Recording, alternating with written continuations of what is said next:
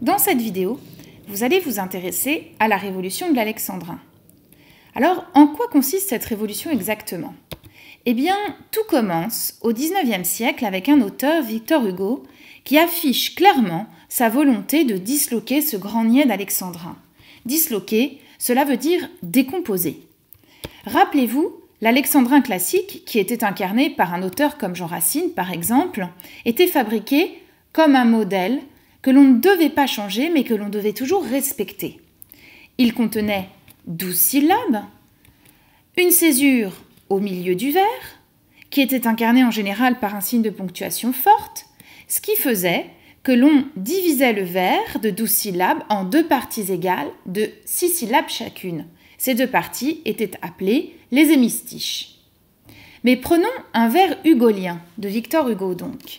Demain, dès l'aube, à l'heure où blanchit la campagne. Eh bien, si l'on regarde ce vers, qui est pourtant composé de 12 syllabes, donc qui est bien un alexandrin, on remarque en fait deux coupures très nettes incarnées par deux virgules. Ce qui fait qu'en fait, on a envie de couper le vers de cette façon. Tout d'abord, deux syllabes, auxquelles s'ajoutent deux autres syllabes, et puis ensuite, les 8 dernières syllabes, qui forment une unité. En tout, on a bien 12 syllabes, donc un alexandrin. Mais alors que dans l'alexandrin classique, on devait couper à la moitié du vers, c'est-à-dire à 6 syllabes, ici, Victor Hugo déplace la coupure au moins à la 4e syllabe. Et regardez, on a même envie de mettre une deuxième coupure après demain et de diviser le vers en 3. Victor Hugo le dit, il veut faire basculer la balance hémistiche. Rappelez-vous, l'hémistiche c'était 6 syllabes d'un côté, 6 syllabes de l'autre. Ici, il fait en quelque sorte déstructurer la beauté, l'harmonie de l'ensemble. Et cela n'empêche pas au vers de comporter 12 syllabes quand même, donc d'être un alexandrin et d'être beau quand même. Si Victor Hugo a initié la révolution dans le vers et dans l'alexandrin, ce sont en fait les symbolistes qui ont porté un coup fatal à l'alexandrin.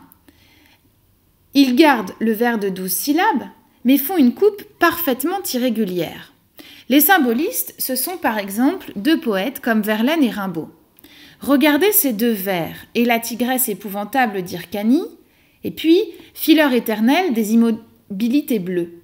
Si l'on observe l'alexandrin, on s'aperçoit que la césure, c'est-à-dire la moitié du vers, se trouve au milieu d'un mot, ce qui est parfaitement interdit normalement par les auteurs classiques. Et puis, on regarde l'autre, on s'aperçoit que la césure est au milieu d'un groupe nominal, qui en fait ne peut pas se découper, puisque sinon on coupe le sens. D fonctionne avec immobilité bleue. Vous le voyez bien, ça n'a pas l'air comme ça, mais cette histoire de découper le vers comme on le souhaite est une véritable révolution dans la poésie, puisqu'elle permet de libérer l'imagination des poètes. Et puis, cette révolution se continue au XIXe siècle. Dans la poésie moderne, on va même jusqu'à jouer avec le rythme et on rend par exemple prononçable un E caduc que normalement, la règle classique du XVIIe siècle aurait éliminé du décompte. Regardez ces deux vers, d'Éluard et d'Apollinaire.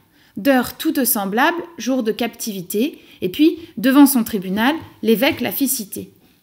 Regardez bien. Ici, pour compter 12 syllabes, on est obligé d'éliminer le E de semblable et le E de évêque. Ces deux E sont dits caducs.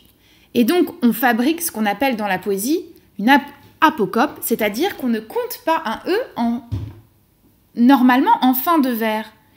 Normalement, chez les classiques, chez Racine, chez Corneille, chez Molière, ce E et cette suppression étaient autorisés, mais seulement à la fin du vers, pas au milieu. Vous vous apercevez bien qu'ici, les modernes n'en font qu'à leur tête. Et c'est la seule chose qui leur permet de décompter 12 syllabes dans l'alexandrin.